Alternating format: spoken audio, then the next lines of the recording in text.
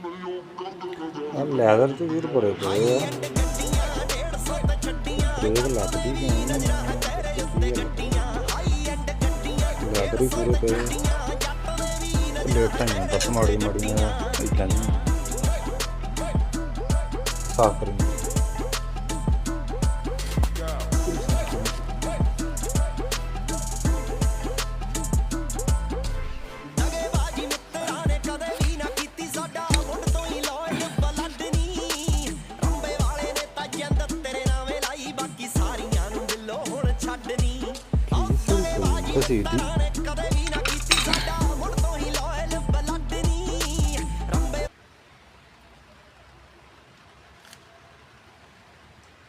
ਇੱਦਾਂ ਦੀਆਂ ਡਿਕਸਾਂ ਜੀ।